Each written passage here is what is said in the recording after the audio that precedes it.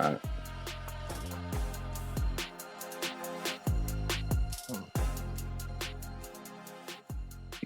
Let's go, Titan Esports. Welcome back from that holiday break, from those cross-group matchups that we saw. My name is Goose, and I'm joined here again by none other than legendary Cilantro. And we got a special guest today. We got the league director, the legendary Boogie Oogie Oogie, with us today. Yo, how y'all feeling today? All right. Feeling really good. Yeah, it's always a good time to be here. It's always a good time to have you in the area. But either way, we got a lot to talk about today, huh?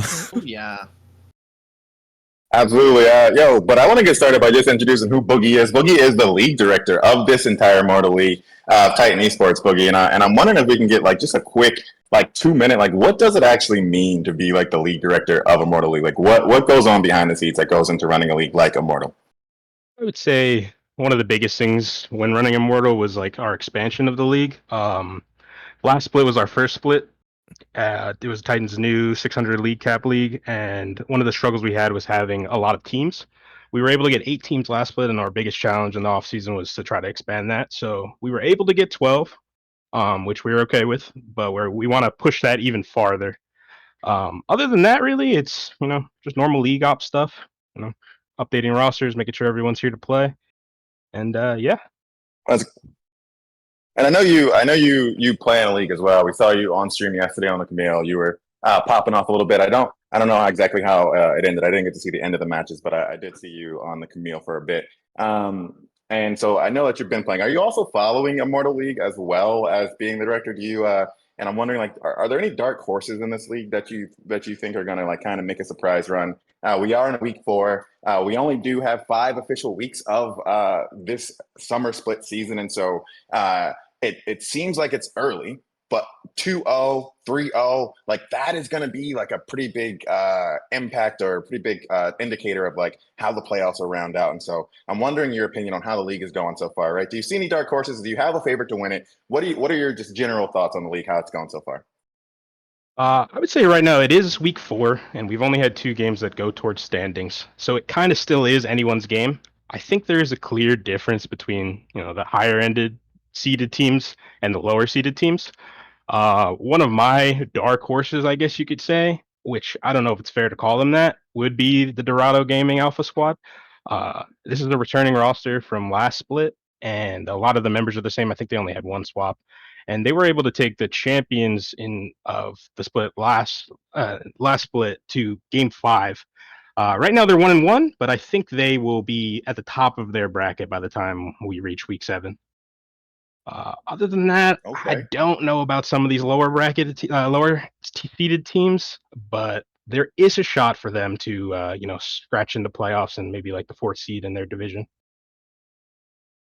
All right, let's go, Cilantro. Chime in. What do y'all think? Y'all got some dark horses going on here? You think you're agreeing with Boogie on this one on Dorado Game and Alpha? I know Sunga Sims last week was showing some life against Art of War. Right? Who do we got in y'all in the back of your head? Like who are like the dark horses? We have like the clear favorites already. We have like the top 3 teams. Who are the dark horses that y'all looking at? I mean, honestly, it's pretty hard to find extra dark horses outside of the one specific one that we've all been thinking about, Dorado Gaming Alpha, because as we mentioned before, took Omega Yeet Squad, which is what the team was last season, all the way to game 5 in the finals, a team that hadn't dropped a single game up until that point. So, it wouldn't exactly be the most unexpected to see this team start to come into form once playoffs comes around and get back up in there. While we did see some life from teams like Sunga Sims, I kind of doubt that we're going to be seeing anything too crazy past that point.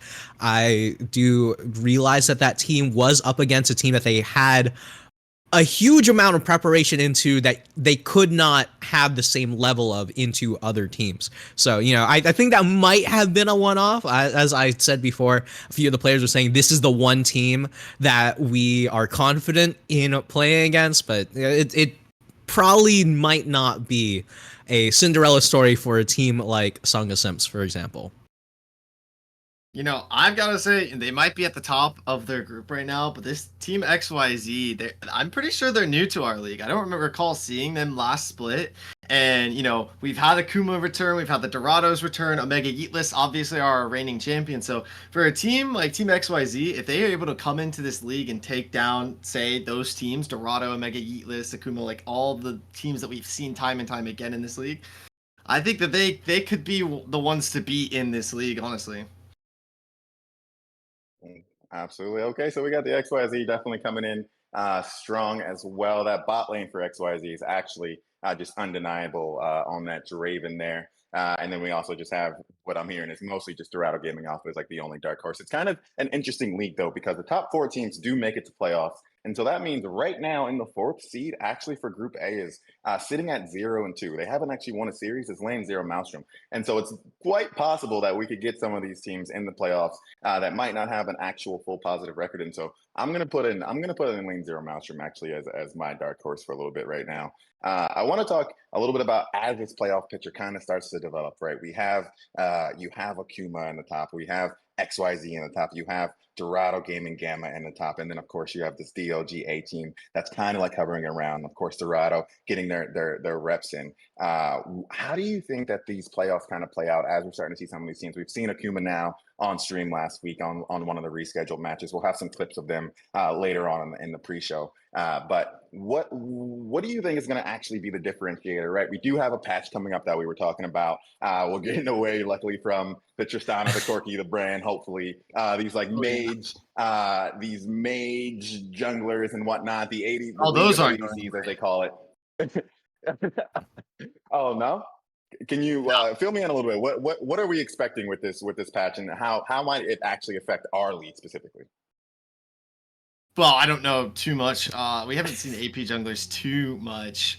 Just here and there, maybe the Brand and Zyra coming out. But I mean, good old Riot Frozone himself has mentioned time and time again that they want more AP junglers. They want to move those champions into the jungle. So even with Brand and Zyra getting touched in the coming up patches, they're just a little bit too much strong right now. I think that the issue that they're fixing with Brand is his E damage in the patch notes, which is going to only really affect his overall damage in game. I don't think it's going to affect his clear speed too much, because the Faded Ashes is the real reason why AP junglers have a fast clear speed right now.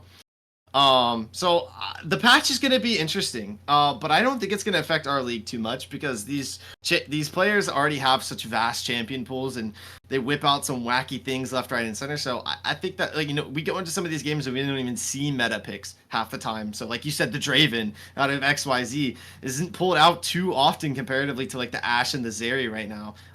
So I don't think the patch is going to affect going into playoffs too much, at least for the top couple teams.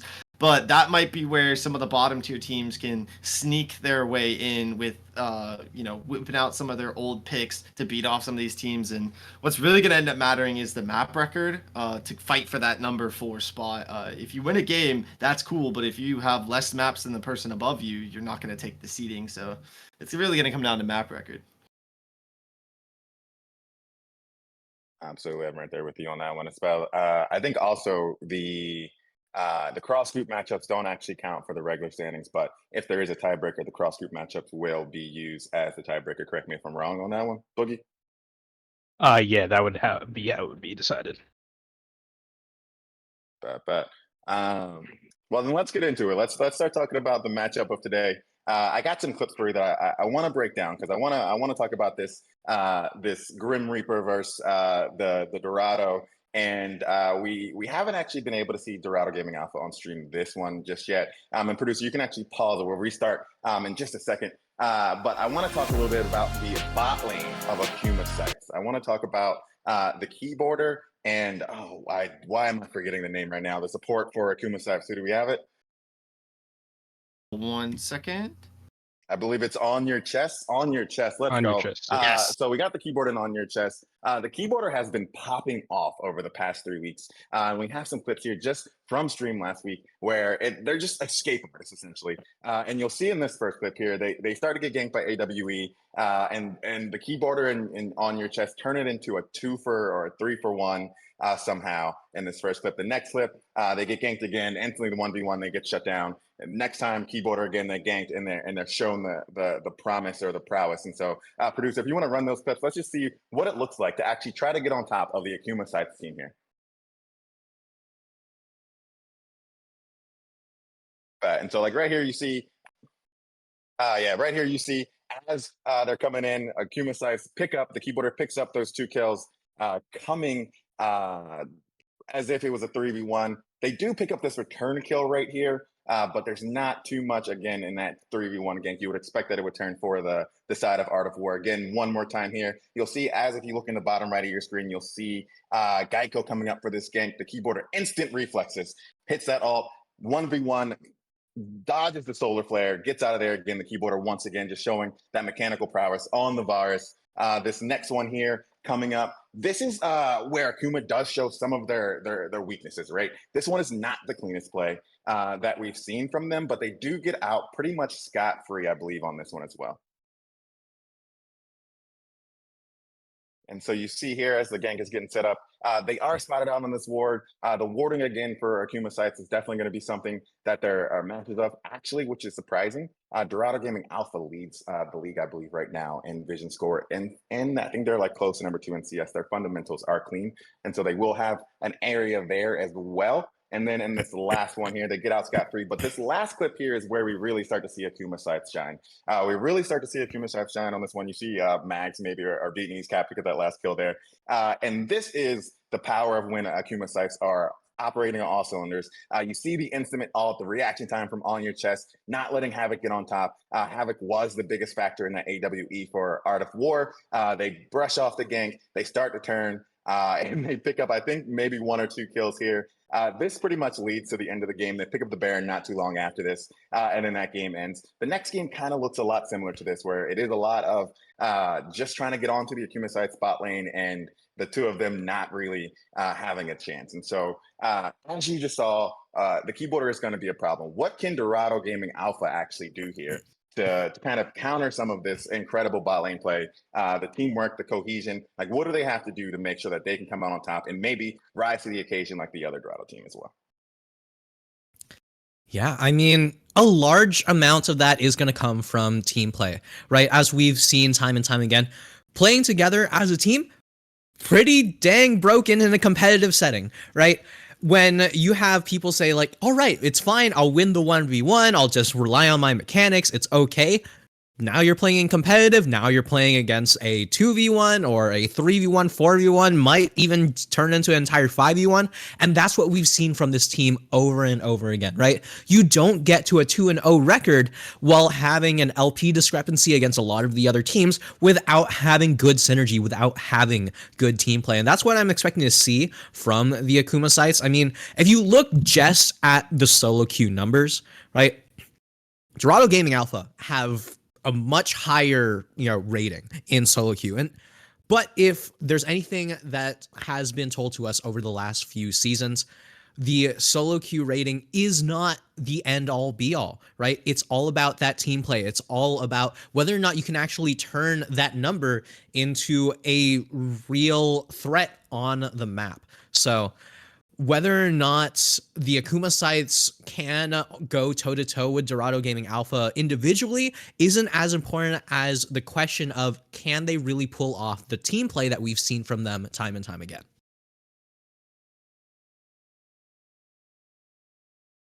Let's go. Cilantro Boogie. What we got, Boogie?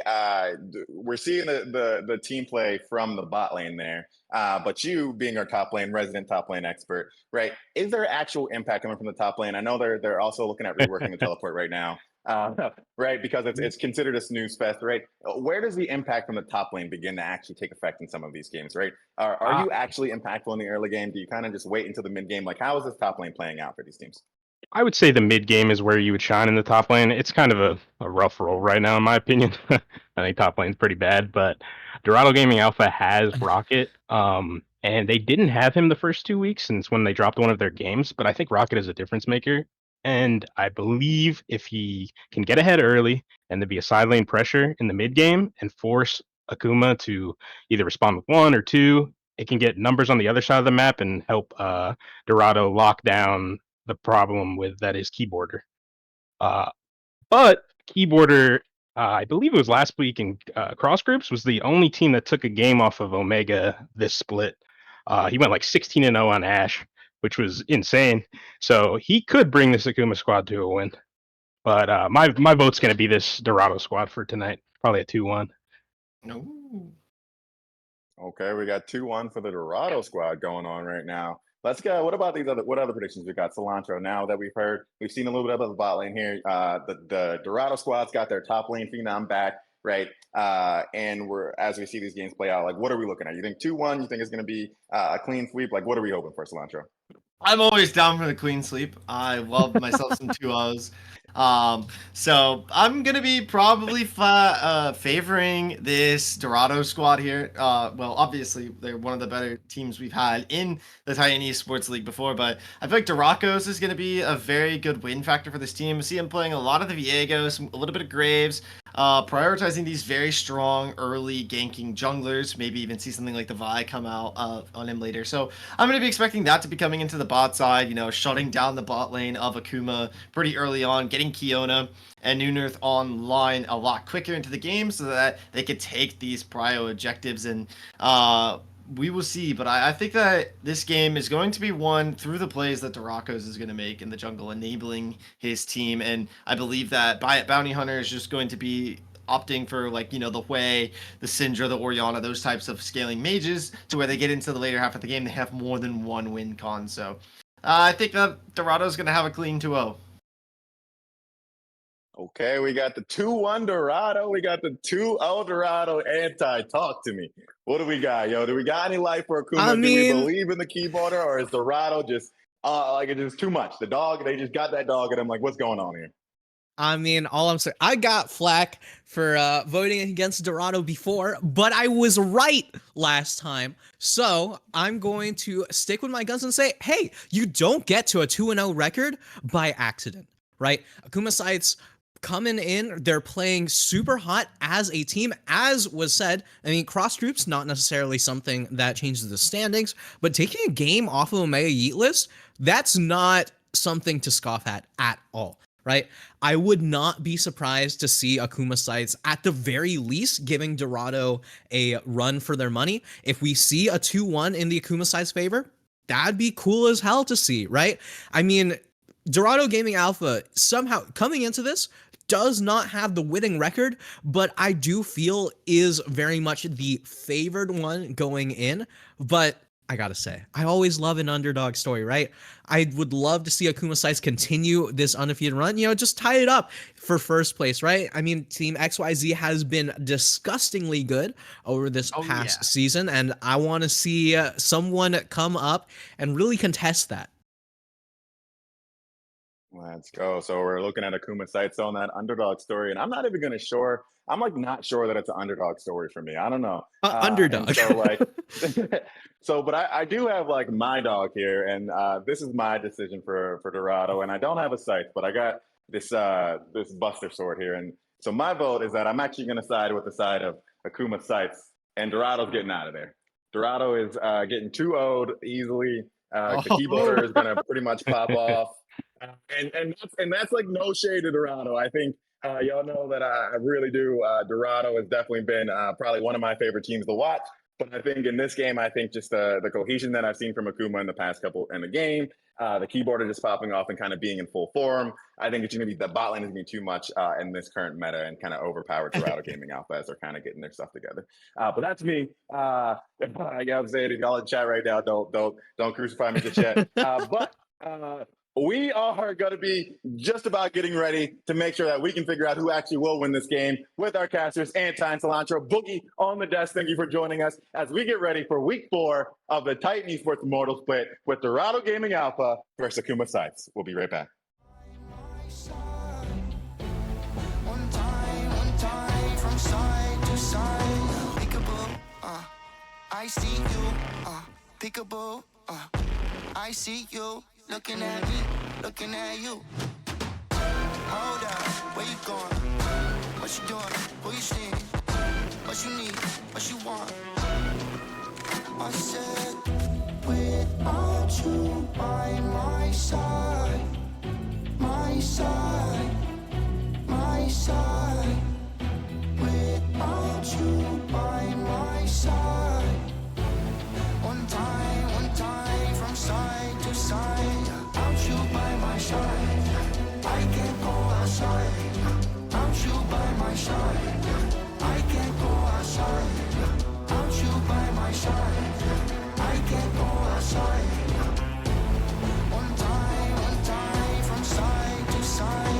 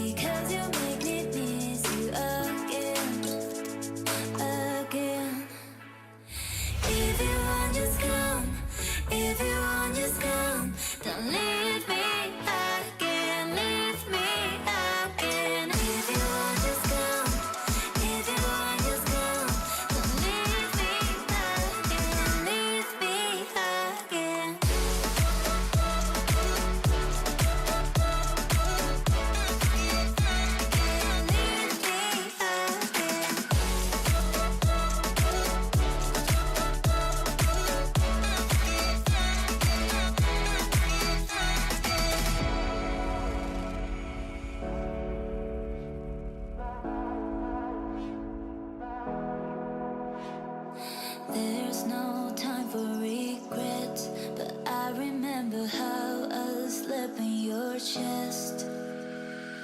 I want to forget it. Take a breath and leave you away, away. But it's not that easy, 'cause you make me miss you again, again. If you want, just come. If you want, just come. Don't leave me again, leave me again. If you want, just come. If you want, just come. Don't leave me again, leave me again.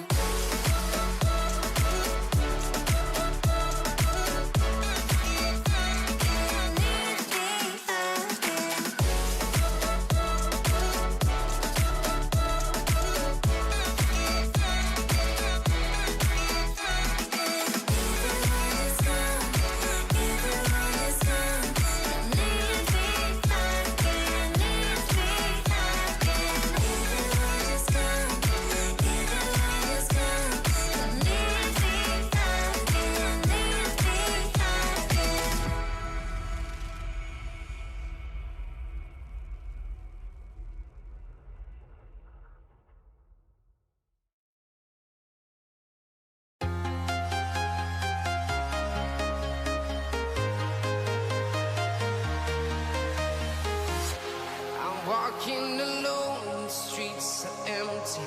The only thing I can see is my own silhouette. I'm getting stronger, step by step. The clock is ticking, but there's no time for regrets. I've been flying from town to town, from London to Taiwan. I've been all around the globe, trying to protect your soul. We are heroes tonight. We will fly above the sky. We are heroes tonight. Yeah. We are heroes tonight. We will fly above the sky. We are heroes tonight.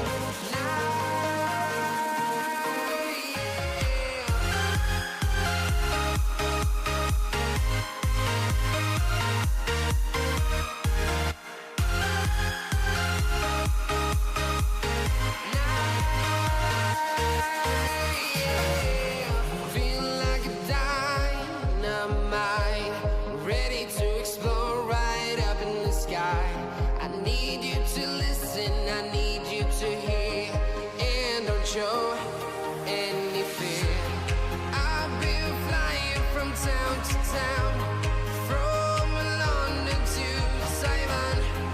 I've been all around the globe, trying to protect your soul. We are heroes tonight. We will fly above the sky. We are heroes tonight. Yeah. We are heroes tonight. We will fly above the sky. We are heroes tonight.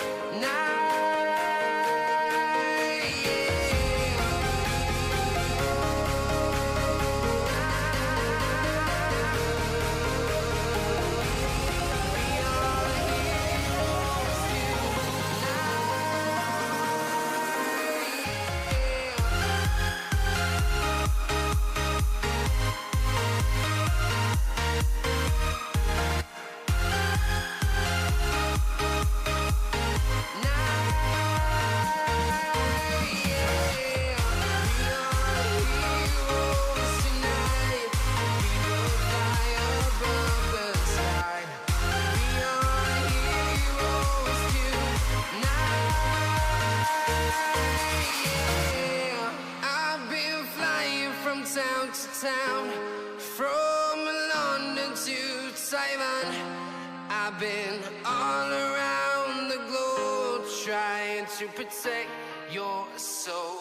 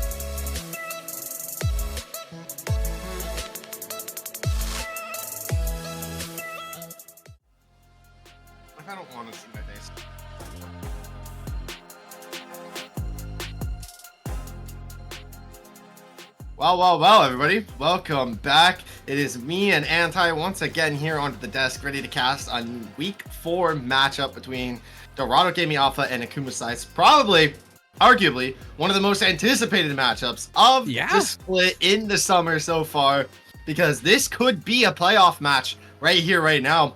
And who knows, maybe we'll be casting them again in 5 weeks' time. But I'm excited, ready to get in this one. We're just about ready to start up the draft.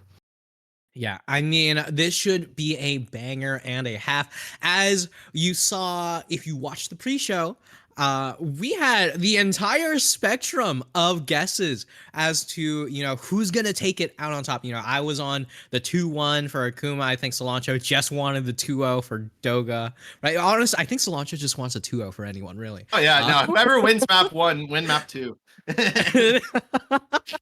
Yeah, but we had Goose saying 2-0 for Akuma. We had Boogie saying 2-0 for Doga. It's all over the place. Nobody really knows how it's going to come out in the end.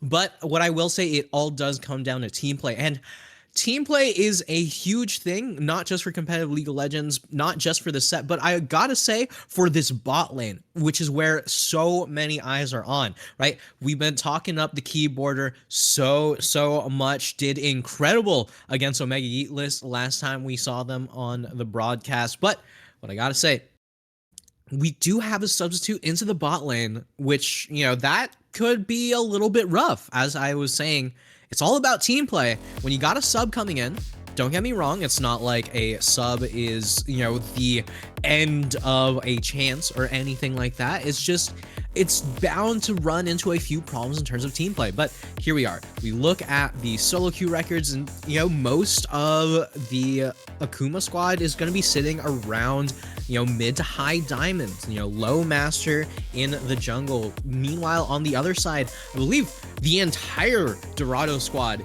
is sitting in master. So it's not going to be a just solo queue equals win moment, I'm hoping, but it's definitely not favored if you're just taking a snapshot of what we got.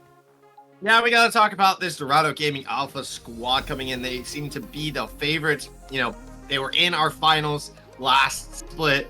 This bot lane you were mentioning, we got Kiona, we got New North, 2 players that have been playing together. Not Lee Sin. They've not been playing Lee Sin together. That's not possible. Why not? Because they can't play Lee Sin at the same time. Not with that attitude. Maybe, you never know. Maybe we'll see some Lee Sin AD carry coming out, but I would love a Lee Sin Tarek. If we get a Lee Sin Tarek, maybe I do have a team I would be cheering for, But I mean, either way, crazy little pocket picks here and there isn't necessarily something I'm expecting to see, right? I will say a lot of the junglers in this league do tend to follow their comfort picks rather than simply what's meta, but either way, it does lead to a lot of teams picking things that are more like tier 2 rather than the tier 1 good things, but sometimes it really is all about comfort.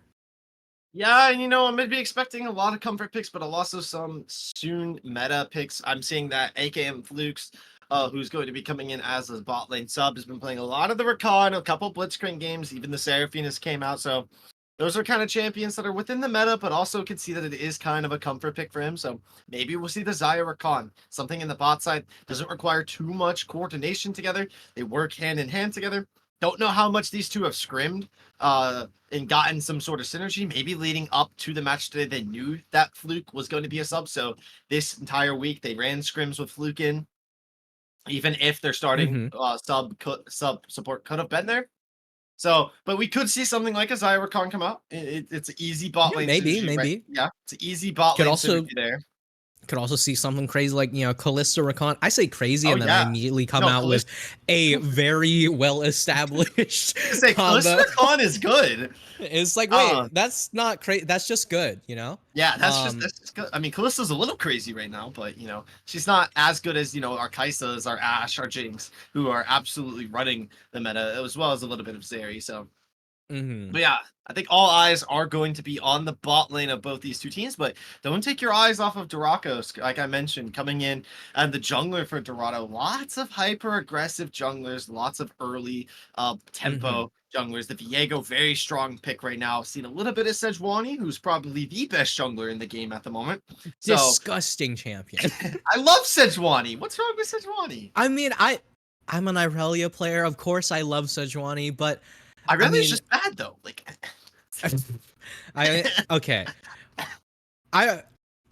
Anyway, moving on. You know, that's not the point we're making, right? But you know, right, Sejuani, really good champion, especially with these melee solo laners, right? I mean, we've been seeing the Yone see a ton of play lately. We've seen Yasuo come on out in pro play here and there, right? This is an interesting amount of melee solo laners that have really been shaping the meta. And if you pair it with something like an Ivern, with a Sejuani, right, you can really start to make these solo laners come through with a lot of strength. And one thing I also got to say, right, if there's anything that the cross group matches did show us, is that there's still a lot of unexplored picks that are just underneath the surface of what everyone has been picking. We saw it a while back. I would love to see it again. If we see a Soraka Leona, there's only a few ways to play to make sure that it works well. It's not something you can force into every composition, but it would tell you that these teams are actively scouting, are actively looking to make these picks work. So, I don't know. I'd love to see it happen. We have seen one team use it properly. We've seen one team use it okay, I guess.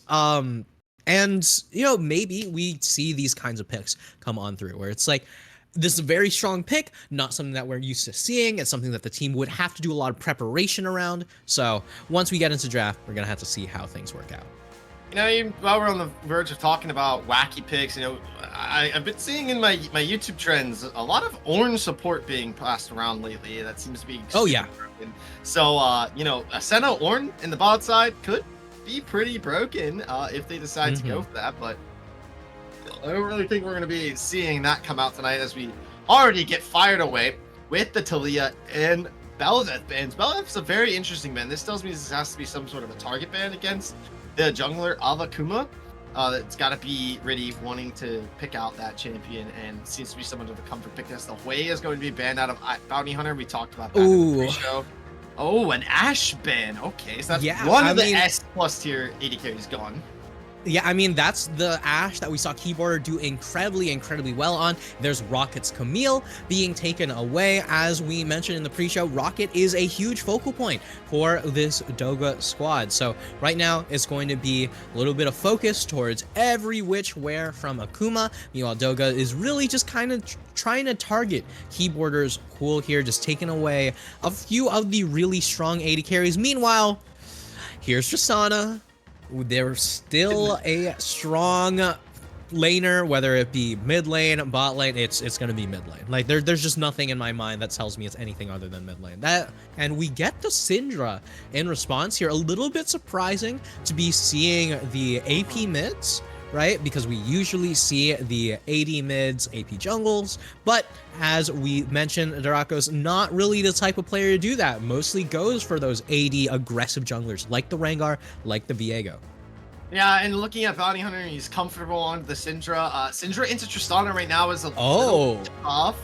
Okay, yeah, Riddy is going to be whipping out the Lilia. That's, I mean, the clear speed that she's going to have over the Viego is going to be absurd later on into this game. It's a very strong AP jungler. And cap that off with K'Sante. I mean, this AKM team is already coming out wanting to win the game. They're just picking literally just like meta picks right off of the bat here. Yeah, I mean, I gotta say, right? So the okay, Gwen's pretty solid pick coming in through, especially into the K'Sante. But I gotta say, right? So Lilia is a champion that I have not seen very much of at all over the past season because she's always banned, right? Every team that has a Lilia player just doesn't get to play her, right? Because in the hands of someone experienced, she just wreaks so much havoc across teams, whether it be in solo queue, whether it be in competitive especially, right? When you have those 10-man sleeps in solo queue, you can actually turn those into 5-man sleeps in competitive play, right? Meanwhile, putting in so much effort to make sure that your top half of the map has these strong picks for Akuma means that you've left your bot lane a little bit out to dry, right? That's another 2 bans towards this bot side, one towards Fluke, another one, the third one towards Keyboarder, and now with the Rel pickup here, I would love to see an Alistar, a Poppy, you know, something just to make sure the Rel doesn't actually get to play the game. Leona works out just fine, and now with the final AD carry to round things out, we might be seeing... don't tell me it's a Soraka. The only two AD carries in my mind that are left. Okay. Oh, MF. Okay, MF has seen a bigger surge in play recently. But I was gonna say Ezreal and Zeri were the two like that are still on the board that are like S+ tier at the moment. We might see Sivir coming down. Okay, so this Doga team is a little bit conflicted. They got very aggressive. They got very aggressive support and junglers that want to play the game early. They want to set the tempo. But then you've also got scaling in the top, mid, and to AD carry position. So it's going to be... Well, no, like, so basically the Sivir pick I actually like a lot, right? I think it rounds out the composition because a lot of the engage from Doga does lie on the Rel. But Rel isn't exactly a great solo engage. Like, yes, you'll get the engage job done, and most of the time, the point of Rel is, hey, I've engaged, I'm not going to die because the entire enemy team can't push a button, which is cool and all, but she's much better as a secondary engage. She's much better when she's not the only real one to go for that engage, and Sivir with the hunt really allows the rest of the team to really come on through, just get a lot more attention on themselves, right? I mean, you pop the hunt, and then all of a sudden, Rocket's running in with the Gwen, you have Scatter the Weak available, you have Viego walking up with a fast as hell W, and now the Rel can do her job. So I don't hate this Sivir pick in the slightest. It definitely helps round out the composition a lot. I'm not the most fond of the Ghost pickup, as Ghost has been neutered time and time again, but I mean, Sivir as a champion is really just a team pick, right? It doesn't say much outside of I'm going to play for the team. We can deal with the misfortune ultimates by just walking out of them, etc., etc. And I don't know. I think it does work out. I mean, maybe later down the line we'll see what Pro Comps thinks of that, but I don't hate these drafts whatsoever. And either of the drafts, to be honest. And, you know, Sivir, I'm always a big advocate for Sivir. My second most played AD carry in the game sits right underneath Jhin. Obviously, I'm a disgusting Jhin one trick at the moment. So, but this MF Leona comp, gotta talk about this, especially with a Lilia on the side as well. The CC displacement is going to be disgusting for the side of AKM. I'm already envisioning the Lilting Lullaby onto 3 members, and then a Solar Beam comes down after the Lilia wakes them up, and then boom, it's just bullet rain right into their faces. And we saw it the other day, T1 versus Bro, where the mid laner from Bro comes down to the bot side, and for blanking on his name, he hits a nasty Empress Divide into the MF ulti, and it's a disgusting combo. The champion is starting to see a lot more surgency in play, and it's going to come down to how they can make use out of Keyboarder's ultimate. We hyped up this guy left, right, and center coming into this match, and now he's on a champion who has one of the best ultimates for comboing in the game. It's going to have to come up big this game. Yeah, and I will say, right, so a lot of the onus does fall on Keyboarder, but I'd actually argue more of it falls onto Riddy, right? Because this Lilia needs to be landing those Lilting Lullabies, right? So the biggest thing about Leona here is that, you know, she can get the Solo Flare off, and that's cool and all, but Lilting Lullaby is a move that, you know, once your opponent starts taking damage, then they get woken up, that's cool. It does not apply to continued damage, like bullet time, right? So Misfortune just goes ahead, hits that R button, it goes across the entire team while they're asleep. They can't do anything. And that's one of the reasons why I'm saying the Sivir pick was so good, right? Because, you know, her entire thing is if we can run away fast enough, we don't have to deal with the Misfortune Lilia combo. But, I mean, this a huge amount for team fighting. Wow. Whoa, okay. Did not Okay. anticipate it to be that big of a differential because I don't dislike the Akuma draft whatsoever. I But don't either. ProComs sees something, there's a reason why ProComs has its job and we're up here simply talking about the game overall. I mean, there's no way ProComs know. I mean, ProComs has to know Tristana runs the mid lane meta right now, right? There's no way they make it that yeah, of far course of it a does. gap. Like, there's no way they make it that far of a gap. But, you know, we have a little bit of a trend here. Whoever ProComs does have the better scoreline for typically does win out when we're casting. So who knows how this one's going to go later on to the game. The neutral objectives are about to be up and online. We got about a minute before the first drag. And the Grobs will be coming up first too, as we have a full engage coming down. Lots of damage being taken out of Fluke and Kiona. Yeah, I gotta say, Cilantro, usually this is around the time where we'd be making jokes about Dracukam being a top lane main, but, you know, the lots and lots of trades in the bot lane between these two. I mean, Keyboarder is one of the you had to say players that... something. I mean, Keyboarder is one of the players that we have our eyes set on, so I'm not surprised to see trading back and forth between these two players, between these two champions. So either way, the biggest question is, once we get to those mid-game team fights, right, who is going to be the one coming out on top? Because the laning phase very much is going in Akuma's favor. Yeah, the Ignite's already been burned out of Fluke, though, and we're going to see Derikos is starting to move down towards the spot side. We got about 10 seconds until the jungle camp, or big jungle camp, I guess you could say, is online in the Dragon. Nunor forced to be able to get knocked off of the mount there. Both junglers are starting to transition towards their bot side. And right now, it's feeling all Akuma for this first prio in objective. Keyboarder and Fluke have Kiona and Nunor shoved out. It's going to be really difficult as a Sivir this early on to match the push coming out of this MF. So you kind of just want to sit there with this freeze wave state and get as much CS as you possibly can, last hit as much as you can, and just get to the state where waiting for your jungler to come on to enable you to go for a fight. As we see, Riddy is moving into the bush. It will be spotted that I believe they could see through the Shroud of Viego that Derikos is within the area. And it will be a back timer for Kiona and Nunor. So wave is going to get shoved onto them. It will be a cannon wave, but they should be able to make it back in time to be able to pick that one up. And it's looking like neither team want to go for the drag just yet as recalls are being committed. Yeah, one thing I will also note, though.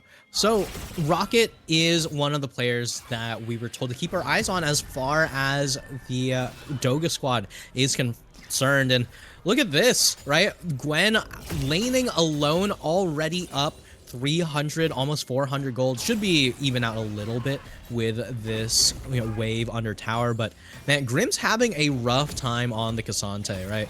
I mean, it is going to be that weak side top, but... Oh, never mind. Alright, ooh, he's committing the all-out onto Rocket. Riddy's coming up as well, but the Lullaby's going to end up missing. Rocket commits the needlework onto Grim, but he's not falling. It's a great scout of the week to be able to stun up the Cassante, and First Blood does go over to the Syndra. Yeah, First Blood for Bounty Hunter going to be nabbing that one up. Still no level 6 on Riddy, and another fight starting up here. Yeah, that's going to be a great engage coming out of Fluke. The Rocket jump out of Vietnamese. Couch is able to help find the kill on the Nunez, but it's a support trade out 1-for-1. Fluke is going to be able to try and flash forward, get the stun out. And Bounty Hunter is level 6, can meet Unleashed Power, but is not able to find the pick. But Kiona comes out from the bot side, looking to trade out 1-for-2, maybe. Can they get the kill onto AK and Fluke? Duraco's with the reset on the Rocket Jump Tristana. Able to clean up the enemy support. Yeah, and just like that, what was looking like a catch onto Rocket turns into a full-blown fight. Akuma down quite a bit of gold after that one, and honestly, that's an unfortunate position to find yourself in, right? Riddy had really started that one off just in the right place at the right time, but just missing a few key abilities. And we see that some teammates are just not quite on the same page there. As you know, we saw Riddy walking out of the fight with the W. Meanwhile, Vietnamese Caps jumping straight in with a W of his own. So, you know, what we were saying beforehand is that Akuma needs to find a way how to get the team play on point. And when we're seeing displays like that, it's not necessarily looking great for our underdogs here. Underdogs in heavy quotations, you know, considering the fact that they're quite literally ahead as far as the standings are concerned.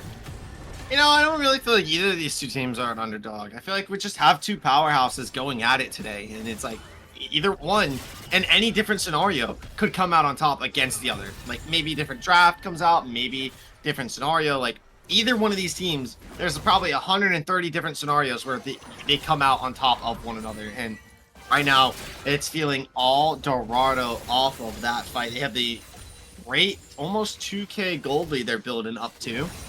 And it's going to be this bot side pushing it back in. That's going to open up the dragon to be started up out of Dorakos. I believe that one is spotted out by Riddy, however, but there's not really much response they can do. Tristana's going to be coming down as a match to maybe potentially try and stop this, but New North is already in the area. It's going to be able to zone out Vietnamese caps, and the dragon's been picked up. Scout of the Week's going to be able to stun up on the Vietnamese caps. The Unleashed Power comes out as well. Not nearly enough damage to be able to execute, but Dorakos goes over the wall, lands the stun, but gets boot backed off of the Buster Shot. No kills have come out from either team yet. As the bullet time is committed too. It's going to chunk down Dorakos just a little bit, but not enough. It's going to be able to sky him away. Bounty Hunter barely retreats with like 2 HP as well. Yeah, and that was a scattered as hell fight here. Meanwhile, this is going to continue in the jungle. Really just going to walk on in. That's one of the reasons why we see the Lilia constantly banned away from these players, right? I mean, if in the hands of an experienced Lilia player, you know, you just get so much agency. You just get to play around the entire map, do whatever it is you want, and there's so little that teams can do to really contest you because you're walking away at 1 billion miles an hour, right? This is the first time we're seeing Riddy pick up the Lilia, but this was picked in first rotation. This is definitely something that has been practiced, that has been in the pocket for a bit. Meanwhile, you know, Dorakos has had, you know, the signature. Yeah, we saw it come out against Drop Dead Gaming. We saw it come out against, you know, the Omega Squad last season, right? So I'm interested to see what these teams do to really get these junglers rolling, because both of these junglers just have a huge amount of damage they can output in the right positions.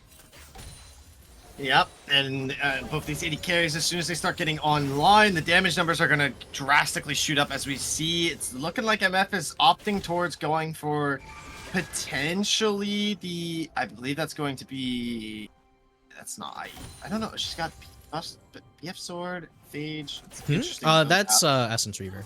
Is it? Oh, I haven't seen that. I've usually been seeing like BT first builder kind of be coming out of MF lately, but yeah, I mean, going to be an interesting pickup. As Essence Reaver no longer has the Sheen, so we're seeing a lot more 80 carries pick it up lately. Whether it be Lucian, whether it be Misfortune, right? It just allows you to do so much more in the team fights while also picking up an item that has quite a bit of AD on it. Definitely, as we see a gank coming out on the Vietnamese caps, able to get the rocket jump off in the meantime as Wrist is going to flash forward with a Q and lands the Lilting Lullaby. The unstopped power comes down, trying to get at least the trade-off. It does go 1-for-1 as New North is going to be able to match the roam timer up out of Fluke, and Dorako's on that reset, just trying to have the rocket jump on out of there. New North is eating up all of the damage. We got support tank versus support tank here. And, you know, we were talking about those Lilting Lullabies, and Riddy has already landed one of them. New North going for another re-engage. It's a great Magnet Storm coming down. I think just barely hit that cooldown, and oh my, Riddy ends up falling. It's 2-for-1 trade out into the mid lane. That's 100% worthwhile take. They're going to warm up and take up those Void Grubs too. Already got 3 into their pockets. They're going to get the 4 power spike. Yeah, meanwhile in the top lane, Rocket's just going to continue this dominance. The Gwen doing so much work into the Cassante. I mean, look at this gold differential between the two. Now, usually what happens when Gwen finishes up that, you know, that Riftmaker first is that she doesn't quite have the same level of power spike as we see from other champions. Meanwhile, we're just going to see here as Rocket with the ultimate's just gonna do so much work, get so much healing off. And I mean, you've got the Riftmaker, you've got the Conqueror procs, and it's just gonna be healing out the wazoo there. But, you know, as I was saying, right, usually we're not seeing too much action going on, but okay, never mind. so much action they just want to shut me up already.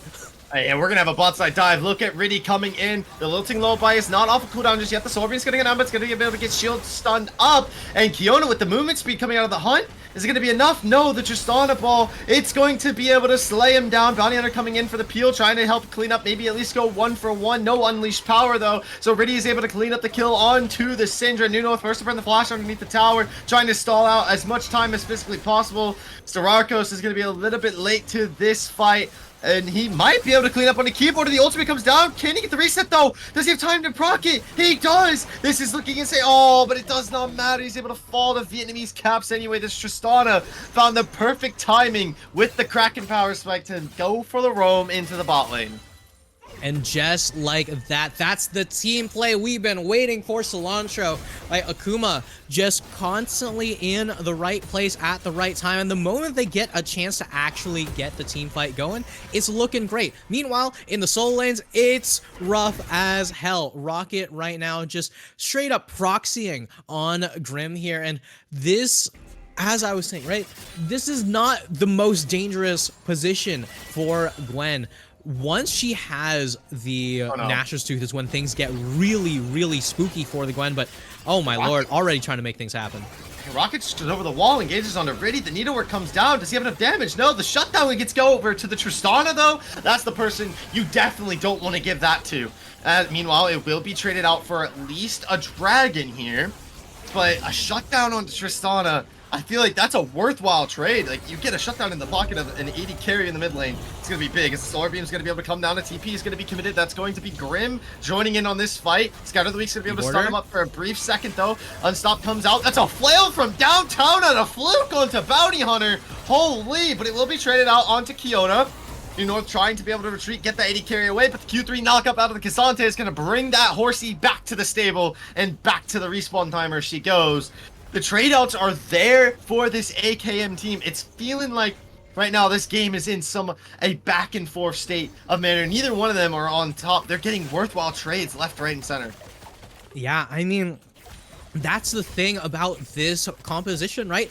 It's an Exodia composition. Once you get to the mid game, once you get past that laning phase, you put all 5 pieces together, it's pretty dang hard to see them lose. Now, Doga have a phenomenal team fighting composition on the other side as well, but I mean, you got to have everyone at the same time in the right place, and you have to be pulling that trigger first, and that's why Akuma has been getting the upper hand here. So much of the time, they're engaging on their terms, right? Doga has a great composition for if they're the ones in control here, but meanwhile, Fluke in a little bit of trouble. Rocket comes in from the top lane. Bounty Hunter lobs one more Q over the wall onto AKM Fluke. That's going to be a reset. The flail almost hits Vietnamese caps. You can feel that they want to go for that shutdown, but instead, these 4 members may be able to kill this turret with the Demolisher proc. No, not nearly enough damage just yet. As the bullet time is going to come down, that's a ton of damage onto Rocket and Bounty Hunter. You see that they want to position and go for this Rift Herald, but they also want to get that shutdown and that mid lane turret. But, you know, it's going to be AKM backing off, retreating. They're not going to play to give that one over. They feel that they're in a very strong spot at the moment. You got 2 shutdowns in your pocket. The Scrying Orb is going to be able to spot out that this Rift Herald has been started. No bullet time is in the pocket, though, but you have a Solar Beam if you want to contest it, but there's not nearly enough time, so Doga is going to be able to pick up a Rift Herald. Most likely going to want to drop this into the mid lane, open up that turret, and move for the next dragon here in about 2 minutes. Yeah, meanwhile, I gotta say, right, we're getting some interesting itemization coming out from both squads. We're seeing Kiona looking towards that Nabori, Kiona looking towards that Grave, but either way, gonna be able to walk on out there. But as I was saying, right, Kiona looking towards that Nabori, just going to try to do his best to play for the utility for the squad. Meanwhile, we're just getting damage on damage on damage from every member of Akuma, right? The only defensive item is that Kainic Rookard. We're going to be seeing that Warmogs coming in soon for Fluke as well. I mean, pretty much every support on the planet worth their salt right now just builds Warmogs first item. That item's kind of disgusting, not gonna lie. There it is, right? But what Warmogs does bring to the teams is you now have a support that's able to just roam around, able to tank up a lot of damage, and able to just really get into all of these fights. Rocket commits the needlework. They want to go on to this, but Grim is going to pull Dorado and force the flash out. The Lilting Lullaby is going to be able to put the Viego to sleep, but unfortunately he's able to get into the Shroud, as it's going to be a Solar Flare down onto Bounty Hunter, who's going to end up falling. It's a great CC combo, as Vietnamese is going to be able to get that W rocket jump, reset the Buster Shot. Not enough damage to find Dorakos just yet, but it's enough to be able to slay Kiona. You know what's going to be next onto the list, as Vietnamese Caps gets another rocket jump reset. I believe that's 4 within one fight onto the Tristana, and Rocket will fall next. They're going to get a mid-tier 2 pickup here as well. Dragon's going to be up in a minute. I'm expecting some recalls, pick up some item power spikes, and move towards stopping this Dorado Dragon stacking. Yeah, I mean, Vietnamese Caps doing his best reckless impression, just jumping on forward, hop, hop, hop, all over the Doga squad. This Tristana now sitting on 2.5 items does so much damage and just has so much tower taking potential that every single time Akuma get some of these fights, not only do they have the damage to win the fights, they have the ability to really get these objectives down every single time they finish, right? I mean, that whole fight starts with, you know, just a single catch and ends with a near full team wipe and a tower take. And now Dragon coming up in 10 seconds means that we're bound to see even more incredible team fighting coming out from both of these squads, but it's always been Akuma coming out on top. Like I've said, Cilantro, this is an Exodia composition and a half. Right now, we're not seeing any of the defensive items coming out from these teams just yet, so it's just damage, just relying on playing better. But Dorakos is on the other side of the map. There's no chance they're going to be contesting this Chemtech Dragon in the slightest. Yeah, but the Rift Herald is still into the pocket of Dorakos. I want to see him whip it out, maybe try to get a trade-off at least somewhere on the map. I was expecting them to proc that while they knew that the Dragon was being taken. It's going to despawn here soon, because the Baron is going to be up and online. The mid lane tier 1 is already fallen. You have no mid tier 2 to be able to take, so where can you make use of this objective? You could take it bot side if you realistically really want to. It'd be strange to clear up the last tier 1 into the game. I'm going to be expecting them to use it to take this last tier 2 into the mid lane, and, you know, open up that bot Baron objective, as Kiona is getting absolutely bursted down by Vietnamese Caps, has to use the hunt just to be able to get away, and Nuno committed the Magnet Storm. That can open up a full Baron angle, because now AKM know that, oh my, Riddy is able to find Rocket with a TP flank. They catch him off guard, and that's a crucial Baron opener right there. They don't have the Sivir ultimate. They don't have the Magnet Storm. What can they use to contest this? AKM knows they don't got nothing.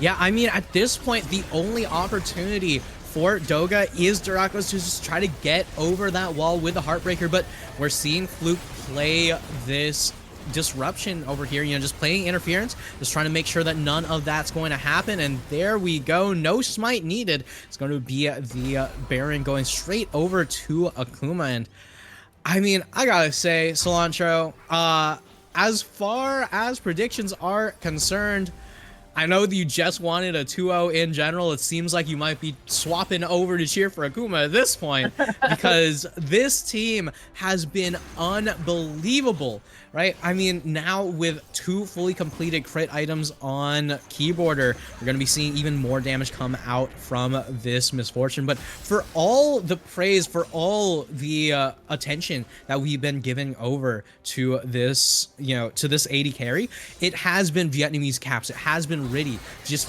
taking over these fights. I gotta say, 10 stacks onto that Lilia. Blackfire Torch and Landry's online. That is looking absolutely cancerous right now. I would not want to be this Dorado gaming team playing into that. The Rift Herald was forced to be spawned and moved towards the bot side. Very interestingly enough, Rocket's going to be able to take the bot side turret with that, though. But it will get traded out by the Tristana, who's already got those 3 items online, finished up that IE, so has hit that power spike. MF has finished the IE as well, so has 2 items online. I gotta say, right, can we get a quick look at how much gold is in their pockets? Riddy has not backed since before the Baron. I need to know just how much gold this jungler is sitting on, because look at, oh my god. Oh my, that's criminal. That's criminal. Oh lord. Yeah, I mean, that's likely going to be going over towards, either a Rylai's or to the, I mean, Zanya's. I would not be surprised to be seeing a Zanya's. But honestly, with that much gold, you could just go ahead, go straight on in and just be like, yeah, screw it. I'm gonna just go ahead and pick up a Magi's, right? Just pick up that cursed book. In the meantime, this top tower is cursed and doomed to fall very, very soon. And right now, it seems like Doga's chances of coming back might be doomed. Yeah, we're sitting at 23 minutes and almost a 10k gold lead. Scout of the Week's going to be out of Bounty Hunter's going to be able to chunk out a little bit of caps, but he's just going to sit here because his entire team's pushing out on the top side. So either way, the only person that can respond to Vietnamese Caps is Bounty Hunter, and I don't think Caps 3 levels up is afraid of Bounty Hunter whatsoever. This is going to walk forward, take this turret, it's going to threaten the inhib, and that's going to pull all of the members of Dorado back towards this bot side. Caps is going to get chunked down a little bit off another Q toss in. Scout of the Week's going to end up going wide, and now we see that AKM have moved in towards this mid lane push a little bit. Keyboarder pushing out this wave. This one turret, they're trying to fight, make use of this Baron buff, maybe fight for another inhib, but we got Dragon coming up in about 50 seconds. And I want to see this Lilia back before we go to the Dragon. Please, please back and buy an item before we go to the Dragon. You got 50 seconds to do so. Yeah, you got 50 seconds to do so. You got quite a bit of gold, quite a bit of time, but all right, we're seeing the back. It's going through. And how much are we going to get here? All right, so we've got the Seeker's Arm Guard. Very important there. We've got the Magi's. We've got the Elixir as well. So that's telling me Akuma's squad is just looking to just end this game off of this next fight, right? You don't pick up those Elixirs unless it's right before a super, super important fight. Very, very close to the end of the game. And honestly, with how much power they have in this team, I would not be surprised to see it end all off of one fight, right? This is a dragon that I think Doga would be hard-pressed to try to contest. It's the second Chemtech dragon, and it's like, it's not even going to be a soul for Doga. In the meantime, oh my god, what?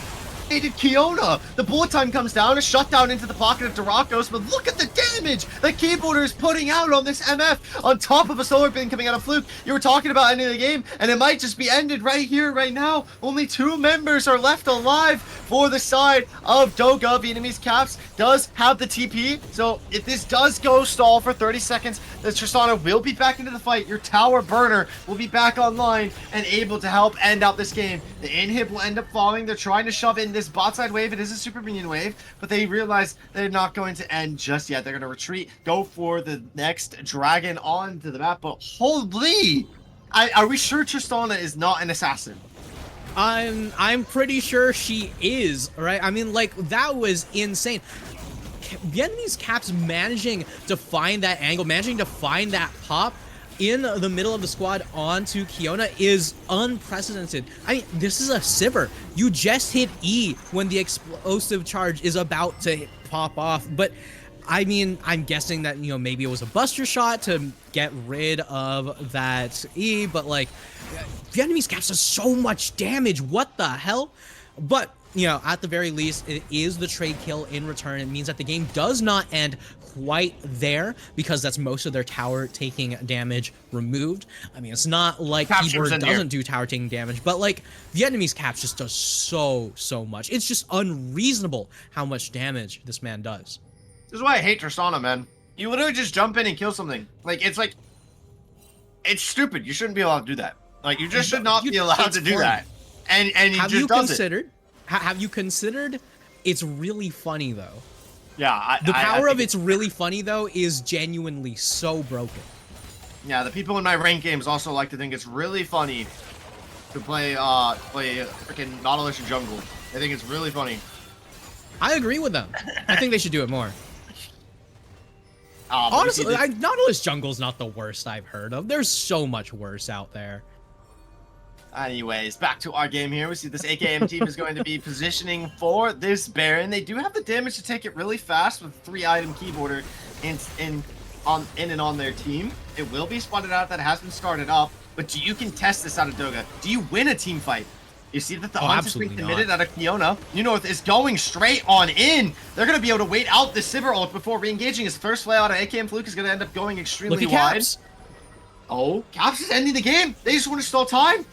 They just have to stall time. The Solar Beam is going to come down onto Durakos, I believe there. He gets hit by it as well as Rocket. And nobody has base yet. Whatsoever. It's Rocket trying to recall, but it gets stopped once again. Caps, he can end the game. AK and Fluke knows he's just gotta buy time. Reddy's gonna end up getting shut down. Bounty Hunter is trying to TP into the next Nexus turret, but you don't win out the 1v1 against the Tristana when you are 2 levels down and she has so many items. The turret's gonna end up falling. I don't even think this TP is gonna go through. It doesn't, it gets canceled. Vietnamese Caps is gonna be able to rocket jump on over. Can he XPK this? The Shadow of the Week goes extremely wide. Vietnamese Caps, he buster shots him into the fountain. Does he have the damage? Does he have the autos? He doesn't have a rocket jump. One more. No. Oh, it's the minions. The minions got the game. Oh my god, and Vietnamese Cat, I cannot believe it. So, this player was not the one that we said was going to be carrying this game. I mean, Riddy was doing incredible. Keyboarder was the one we all had our eyes on. And Vietnamese Caps steals the show. Just starts popping players all around the map. Ends the game with a front door. Like, that's not even a back door. Like, they saw so much of the Tristana for so long. And so much of Doga tried to get back, right? They tried to get back to the base, tried to find a way how to stop this Tristana, but look at the side steps, look at the moves, look at the damage. Vietnamese Caps just did so much work and puts the end of the game on the table.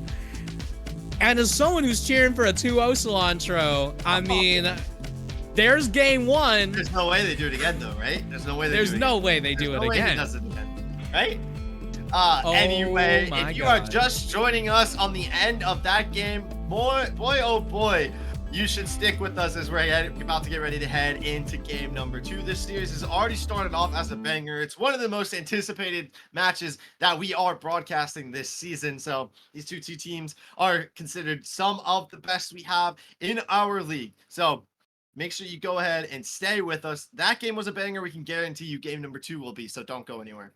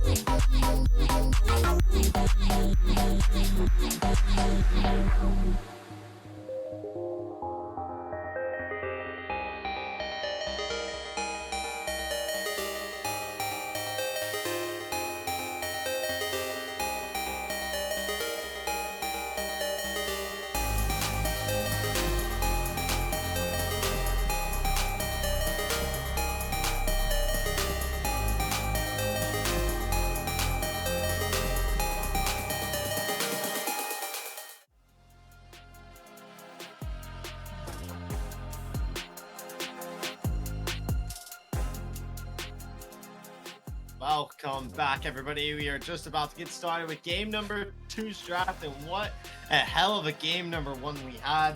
And we're hearing that game number 2 is stepping up to be just as spicy, so we cannot wait to show you what we have in store. I gotta say, Cilantro.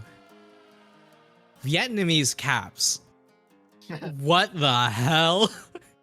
Man just took over that game. Like, Riddy had some really strong showings in the team fights, in the pacing, and, you know, the keyboarder as well with the misfortune. Always something to be watching, but what in the world were we looking at? Vietnamese caps just kind of waltz in, would kill Kiona, sometimes get out, most of the time get out, every once in a while get punished for it, but, like, no shade to Bounty Hunter, but it's a bit of a mid-cap, is what I think.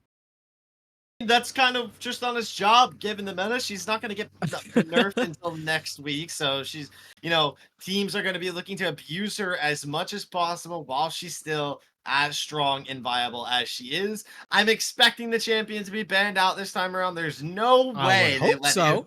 There's no way they let him do it again. Like, would you even be thinking if you let him lock in that champion again? I believe we have a side swap. I'm not entirely sure. I can't remember, but we do have a side swap. So it'll be Akuma onto the red side this time around, while Dorado will be swapping on over to the blue side. Maybe they're looking to probably pick up that Tristana and or Corki, or maybe they're looking to lock in something for their bot side for Kiona. Yeah, maybe. I mean, last time around it was Kiona playing that essentially weak side AD carry, right? It's the Sivir that does so much for the team, and not necessarily the most in terms of the laning phase. At the very least, it does mean that Misfortune can't go that first strike, because you've always got, you know, the bouncing blades to make sure that it always takes that one down. But in the meantime, I gotta say, you know, I'm hoping for a difference this time around. We are taking away the Belveth, likely going to be seeing a double AD carry band. I'm hoping that one of those marksmen is Tristana, though, as we might honestly see Doga leave it open and then just take the Tristana for themselves. But I'm assuming that if you don't ban Tristana, you have a way to play into it. And there's the Lilia taken away from Riddy. It was Riddy's first time on the Lilia on stage, but it was definitely not the first time Riddy's played the champion, period, because, man, that Lilia went crazy. It might be the last time, though, because that champ, as we know, it gets permabanned quite frequently within this league, and if there's a lot of enemy teams looking to fight up against the Akuma team, they might be looking to ban that Lilia after that. But there's no Trispan on either side. I feel like Akuma are sitting there daring Doga to lock into Tristana right now at this point. Maybe they have a better response than the Syndra. Okay, There's Cool. the All twist right. picked up from Doga. Okay, so AKM, it sounds to me like they know what they're doing. They want Mhm. to leave this open. What is going to be the response? Do they pick mid lane here? Do they pick bot lane first? Maybe they lock in the Jinx. Oh, they want to lock Syndra against Trist. Okay, all right. So Vietnamese Cap saying, "Hey, Bounty Hunter, I like the Cinder pick. Honestly, Cinder pick was fine. Let me show you how it's done." Right? You know, puts the gloves on, says, "I'm about to show you something mad interesting here." And now, okay, I was thinking for a bit, you know, maybe there was a little mix-up in the draft, but no, I mean, the bands were different. We're getting something completely separated, and I would not be too surprised to see the Tristana go into the bot lane. Maybe at least a little bit surprised, but Rom going to be picked up here, so that already takes away opportunities like the Ornn, for example, and I would not be surprised to see the Misfortune picked up once again for the keyboarder, because that Misfortune did a ton of work last time, but Brahms Unbreakable makes it super, super difficult. So there we go. Ezreal, a much, much stronger AD carry in terms of not having everything blocked by a single ability. Definitely. But the Braum is going to have to come up huge here for New North in this game. You could be able to eat up those flails, stop the scatter of the weak. Maybe you can jump in front of an unleashed power coming out of the Syndra and block up as much as possible. It's going to be huge putting up that door in front of his teammates. And you got Wukong for a little bit of disengage or engage tool. Going to be really hard to get in on top of the team when you're going up against a Syndra and a Leona. Syndra could just push you away when you're trying to go for that Cyclone engage, and Leona could just sit on top of her team and, you know, shield bash you. So, but I'm going to be looking towards this top side. So we have 4 top laners banned out. Cassante is still on the board if either one of these two want to go for it. Kindred's Whoa! gonna be locked in. Okay, so that's gonna be really locking in the Kindred. Kindred is in a moderately okay spot right now. I think that they are receiving a nerf next patch. I'm not 100% on that. Yes. I think that they are, So it's actually really interesting. The nerf changes the AD ratio on Q from 75% to 65% for a short amount of time. There was a little bit of a bug on the PBE. It changed from 75% to, instead of 65%, 6,500%. Led to a pretty fast clear. I think it was like 232 or something like that. It was pretty dang fast. Either way, there's the Poppy that I was hoping for earlier, right? I mean, make sure Tristana doesn't get to do her job. Make sure that the Wukong doesn't get to do his job. The Ziggs I actually like as a pretty solid pickup here for Kiona. Oh, okay. What? So it is going to be the Ziggs for Bounty Hunter, and Kiona going to be piloting that Tristana. We did see Kiona bring out the Tristana last season. It is one of Kiona's more played champions, more, you know, comfortable on this pick, so I'm not that unbelievably surprised to see that one go in the way it does. It does mean that the enemy's Caps once again has a position to carry with the Syndra, but at the very least, Kiona is looking to be getting a little bit of revenge with this Trist pick. See, now, like, I don't really entirely agree with this. I mean, we just saw a Tristana absolutely mid-gap a Syndra last game around. I was kind of looking forward to the reversal here, where the roles are swapped, to see how that one was going to pan out. But instead, they throw the Trist into the bot side and go with the Ziggs. This opens up room for Vietnamese Caps to play the lane a lot better. When you're up against Tristana, you've always got to be careful because she can trade extremely heavy. Once she gets those, usually goes defender boots right now as well. So it could go those Merc Treads and gets that Kraken online, then your entire laning phase essentially is lost against the Tristana because she just jumps in and 2-taps you. So I was expecting that to go up against 2 gold Syndra. on Caps. Oh yeah. Oh, that's GG right there. That's GG. That's GG. That's GG. That is GG right there. You know, what was it? Oh, this could be crazy. Oh, this is crazy. Nuno takes a chunk of damage. Oh my. Almost eats the Q off the back end from the keyboard as well. Ooh, that's going to be a spicy level 2 advantage going in favor of AKM. And you know that they're going to be hard pressing for it. Yeah, and I gotta say, right, Ezreal's level 1 is something that's honestly very underrated. If you land all 5 of your stacks, right? You know, you literally just Q the wave. Don't even Q your opponent. If you land your Qs on the wave and you get 5 stacks of your passive up, all of a sudden, that's the same amount of attack speed as a fully stacked lethal tempo used to give, right? So, like, this early game prowess from the Ezreal is something that's honestly relatively understated, but they're just going to be playing to hit that level 2 first. You got the pressure from the early trades. Meanwhile, in the top lane, Rocket not really going to be able to do too much into Grim, as it's just tank fight on tank fight.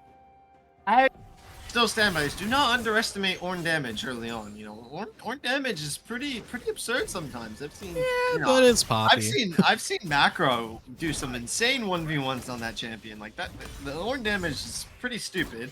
Poppy should be able to play it safe though. Should be able to deny the charge in on Ornn's E, so shouldn't have to worry about that too much. And here we see Vietnamese Caps winning out in the trade-offs right now. Gonna be able to. I guess Flash is a little beach emo at the time being. His bounty hunter's dangerously low right now. 1 scout of the week could potentially open up kill potential for Vietnamese Caps. We might be able to see him play for that. While meanwhile, the junglers are starting to approach the final ends of their camps. It will be Dorakos looking to get for a early level 3, maybe 4 gank onto this bot lane. You know, try to find a way to shut down Keyboarder and AK and Fluke. You know, we talked about this coming into this matchup, and now the Keyboarder and Fluke, they're on 2 champions that are almost 2 of the most impossible champions to gank.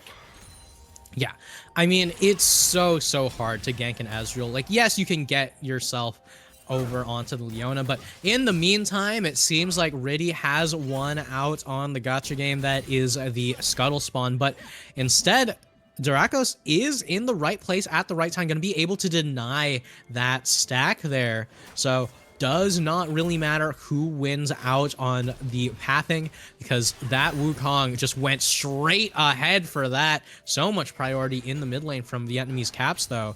So I would be very surprised to see a contest for double Scuttle here, but maybe we might see it. He's walking up.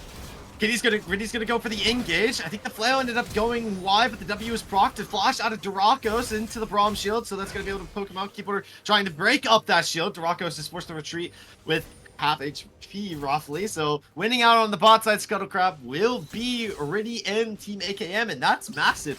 Yeah, you got that top side Scuttle away, but going into the first dragon, which I'm assuming is what AKM is going to want to try and prio here. They want to go for the dragons here after fighting so heavily for that bot Scuttle.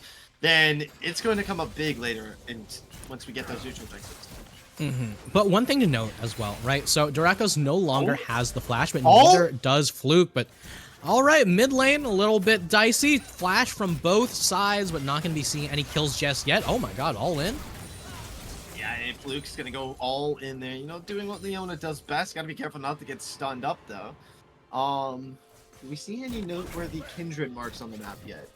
I don't see any at the moment. Yeah, not quite yet. The first one was on that top Scuttle. Next one's not going to be spawning for a bit. There it is. It is on the Raptors, so we're probably going to be seeing Bounty Hunter go over for a ward in a bit, but you're seeing a fight already.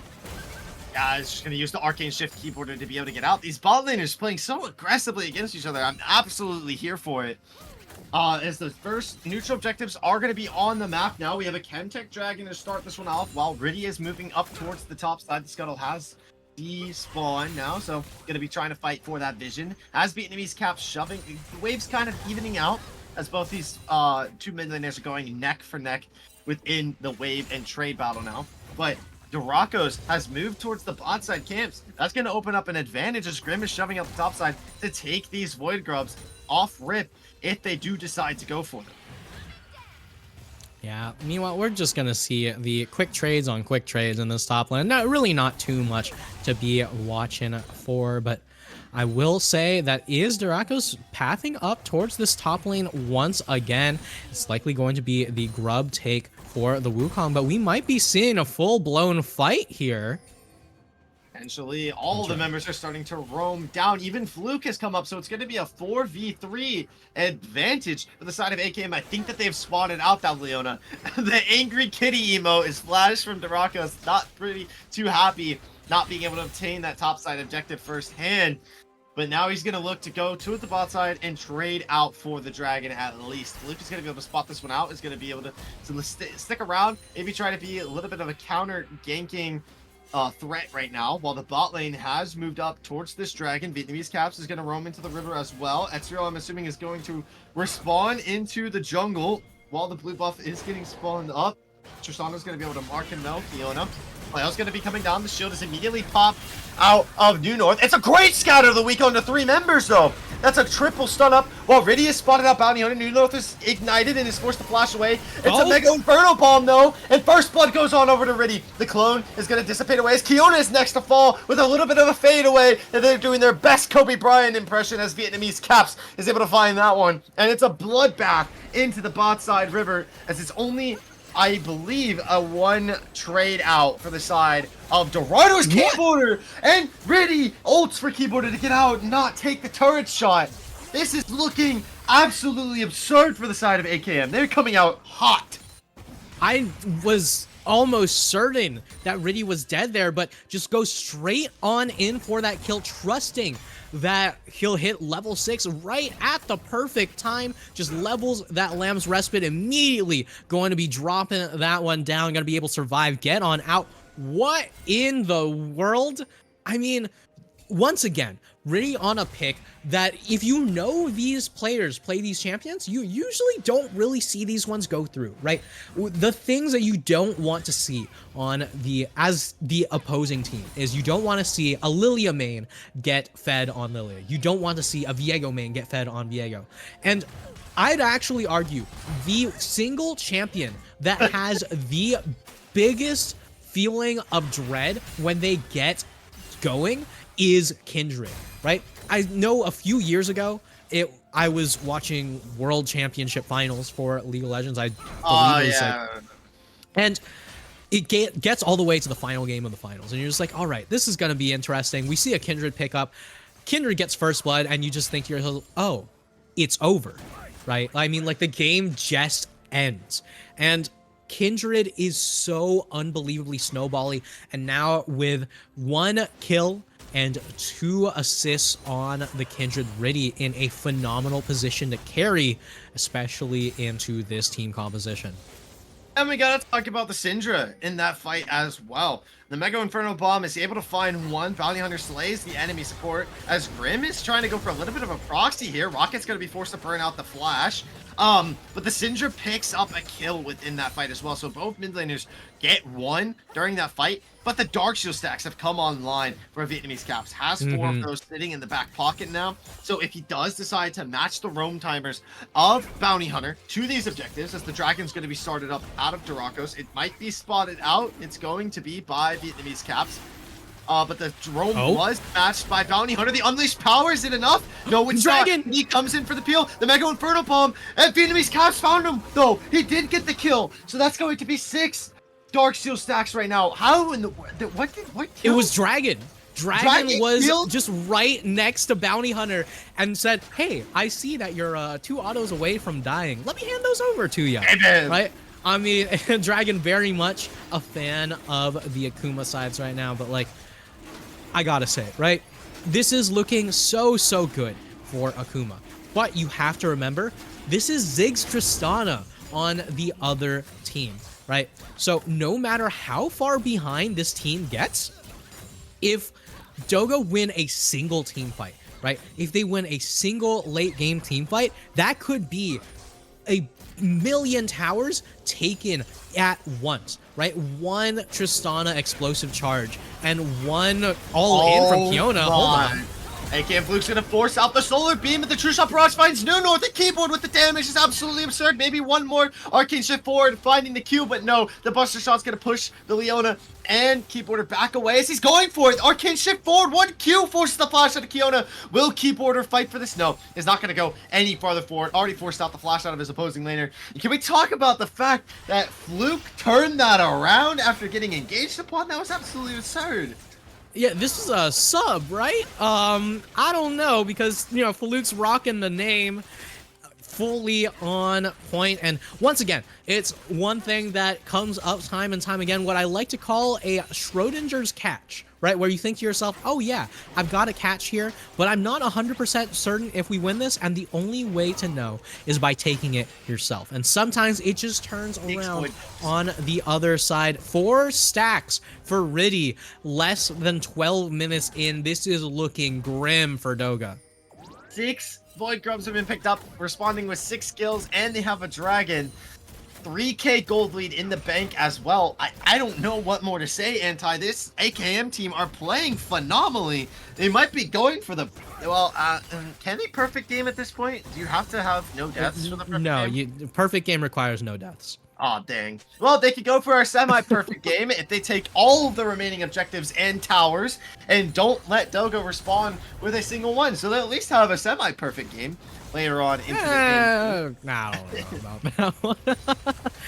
Like, I mean, there's different ways to quantify, you know, just how strong a team or a player has played. Like, you know, if you look at a game like, you know, Smash Brothers, for example, you have things like JV stocks where it's like, oh yeah, you took 0%, and then it's like, okay, well, everyone knows what a JV3 is, and it's like, yeah, you know, that's when you have 2 stocks remaining, but you took 0% on the second stock, so it's essentially like you had 3.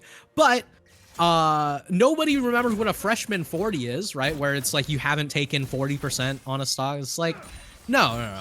A perfect game is a perfect game, right? You can't have a semi-perfect game. Nobody cares if you have a semi-perfect game. What they do care about is this fight going straight on in. He's going to be there as well. Dorakos has been spotted out, looking to go in with the Cyclone, but is going to get stunned up. It's a great Brahma in return, but the Cologne is going to get chunked away, and now Riddy is looking to keep going forward. Fluke has the Solar Beam. It's going to end up going wide. This keyboarder flashes forward, forces a flash out of New North. They're trying to slow him down. The Ornn is TP'd in on a rocket. It's a double knockup, and a kill over to the Tristan, and the Mega Inferno Bomb not able to find much of anything. Grim looking to respond with at least 1 kill, and here comes the Syndra. Maybe looking to trade out at least onto New North, and does able to find the kill. He finds 2 with the Unleashed Power, slaying out Rocket from the top side. And that is a phenomenal. This is why TP is getting nerfed, ladies and gentlemen, because all 5 members were in this lane. Yeah, but look at this dive potential here. Lamb's Respite on the table, not going to quite go for it. Meanwhile, Vietnamese Caps looking for the kill. Kiona in a lot of trouble, going to drop down, but there is the trade kill. 5 stacks taken away. But, you know, Vietnamese Caps going to say, that is worth for me. I'm fine to just leave them in a rough position as there's more and more damage on that mid tower. Honestly, it's one of those positions where you say, yeah, hashtag worth. It wasn't worth in the slightest, but, you know, it feels worth. And that's the important thing worth. In the moment. Mental worth. You gotta mentally degrade them with that kill, you know? They thought they were gonna live, and then you shoot them down, and it's like, oh, dang it, you know? But no, it really wasn't entirely worth. You lost out on your Darksteel stacks, and you gave a shutdown over to your opposing laner. It's an extra 650 gold into the pocket of Bounty Hunter, so it wasn't really entirely worth it. But I'm assuming, you know, Vietnamese Caps, we know he's gonna get those stacks back, so it's not. It's not too much of a worrisome, as we have a weird lane swap here around the map right now. As Grim's in the bot side against Kiona, the 80 carries are in the mid lane against Bounty Hunter, and I mean, Caps is outside fighting Rocket. Well, the reason why is because if you look at the summoner spells, right? So Vietnamese Cap still holding on to that teleport, has the ability to get down to this dragon if needed. Meanwhile, Rocket has no teleport, right? Bounty Hunter has no teleport. Grim has no teleport. So this means that you're always going to be able to pressure towards this dragon as a team of 5. Meanwhile, Doga have to do it with the 4, or they're going to be giving up a ton of tower damage. Meanwhile, you know, this dragon is going to be getting started up by Riddy. I think there's essentially 0 shot that Doga actually contests this one, because as I said, right, you know, these lane assignments really great from Akuma. Nobody saw that, Riddy, don't worry. But these lane assignments really great from Akuma to make sure that the implicit pressure of the lane assignments alone guarantee the dragon. It's not much that you have to do, but what you have done has already secured it. And I like that part of the game plan working out in their favor. And you got 6 Void Grubs, you got 2 Dragons, you got 10 kills on your belt. How many stacks is Riddy sitting on right now? I mean, like, this Kendra's been going crazy. I don't know. I mean, I've seen this. I've seen the Ziggs icon next to their name for the past couple of minutes, so I think that they're still sitting around 4, maybe 5 for the time being. As the Rift Herald's going to be picked up from Dorakos, maybe looking to pull this one into the mid lane. Instead, actually, no. Wants to drop it topside. Rocket's going to go the unstopped to be able to knock away that Scatter of the Weak. Looking to hit him with all the Forge God. They do find it. The Cyclone's committed as well, but they have not killed Caps.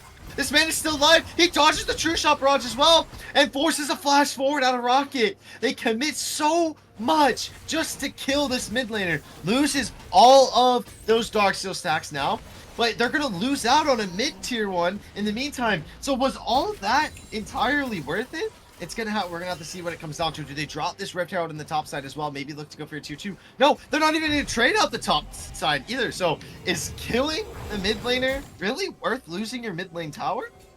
I mean, honestly, at that point, there's so much power from the Akuma sides that I think that you dropping the mid lane tower is an inevitability. So it's a matter of getting something in return eventually. Meanwhile, the team fight already starting out. It's 2 TPs coming down. Kiona's gonna rocket jump in, but the Solar Beam's gonna be able to knock him up. Scatter the Weak. Vietnamese Cap saves the keyboarder, who lives with about 2, maybe 50 HP. In the meantime, it was a TP committed out of Bounty Hunter as well. Splash up the wall. Weak is looking for an engage with that. Flail is able to find Dorakos, but Grim is unfortunately not able to get the stun off on against the wall in the nick of time. And now these teams are just going to look to retreat off, get up some cooldowns, and maybe, you know, I don't know. It's frozen. Yeah, I mean, I gotta say, right? So, Kiona picking up the Justana, one of his comfort picks that we've seen before, looking to give a repayment to Vietnamese Caps for all the times that he got popped in the last game. But Vietnamese Caps making sure that Kiona does not get a chance to do so. I mean, Keyboarder still not going to be going down. I mean, it feels like Vietnamese Caps took Bounty Hunter's pick and said, hey, here's how to really make use of the Syndra, and man is putting on a masterclass. Has died twice. I will say the top lane dive definitely hurt quite a bit. You know, the Darksteel not exactly seeing the most value right now, but I mean, a farmed up Syndra is a dangerous Syndra, and right now this Syndra player has so much gold under his belt. Just a little extra AP, you know? It's just a little extra AP until you hit that 80 stacks to get that, or no, it's 120, I believe you get your AP power spike out of your stack. So, you know, it's just helping out, give a little bit of a boost, as a nice stun's gonna be coming out of Fluke there. Rocket maybe looking to help with the engage. It will be the Baron spawning up here in 40 seconds. Both teams are kind of starting to position and posture for it. Kiona, maybe the one caught out here, the flail, but the rocket jump, it landed, but the rocket jump was able to negate it and goes over the wall. Unfortunately, Fluke, you cannot go through walls. If they ever do that to Leona, I think I will uninstall the game. As a Solar Beam is going to be able to come down, but it's only going to land onto the Wukong Cloak. That's a crucial ultimate gone out of the fight, though, so if Dorado wants to find some sort of team fight, now is the kind of time to do so. Yeah, I mean, no Solar Flare does mean that the Lamb's Respite doesn't really have as much power for the side of Akuma, because you can't stun up the Tristana to make sure that she doesn't take people out of the fight. Meanwhile, you still do have the Scatter of the Weak. I honestly would not be surprised to be seeing one of those fights where it turns into the you know, the Lamb's Respite where everyone's super low and Caps just goes ahead and pops the Unleash Power and then scatters the Weak using all of the extra orbs, you know, to just stun everyone up. But right now, let's take a look at these item breakpoints, right? So that's 2 items for the solo laners on one of these teams. Doga's top laner Rocket still is looking for that second item. I do believe that's going to be a Warmogs sooner or later, but you know, still sorely missing that tankiness. Not going to be able to match the Poppy just yet, but the Fimbulwinter not fully upgraded just yet, so it's going to still be a little bit until we see the full value out of that. Meanwhile, Scatter the Weak going crazy. You know there's going to be able to block up the Trooper Shot Barrage, and the Rift Tail has been dropped down in the meantime as well, but the Dragon has already been started up and is going to get dragged out of the pit. Keyboarder is a little bit weak, but he doesn't really have to worry too much. He's going to be able to eat up the Gummy Bears in the river. The Dragon's already down to about 5k. The enemy's Cap's going to chunk that one down too with a Mega Inferno Bomb, and it does get slain by the side, and Dorado is next to fall alongside with it, winning for the steal, and ends up giving over a kill and the Dragon respectively. It's going to be Caps trying to shut down this Rift Herald as this entire team of Doga is forced to retreat into the topside river. It's a great Solar Flare coming down on the Rocket, but he goes unstopped, able to stop that one up, but that's going to be responded with the Flares. Keyboard goes over the wall, trying to find Bounty Hunter, and forces the Flash out of Bounty Hunter. Call of the Forge God's going to be coming down. Can he knock it up? Yes, it's only going to be able to find Riddy, though, and a KM with the W is able to clean up that kill, and now it's going to open up a big... Yeah, I mean, usually there's so much of this damage just always going to be looming in the wings. You're always going to be wary of it. You don't ever want to start Baron up against the Ziggs, but when you win a team fight that hard, this is so free. I mean, Riddy still going to be looking to finish up that Baron, and look at this damage. They're winning the team fight afterwards. I mean, you don't even have to fight at this point. The enemy's Cap's in a little bit of trouble, but all right, here we go. They're still winning this team fight, though. Grim is a little weak. A lot of the members are extremely weak, but they still have that damage. I believe the Unleashed Power did come out and onto Dorado, and what chunked him down to about a quarter of HP.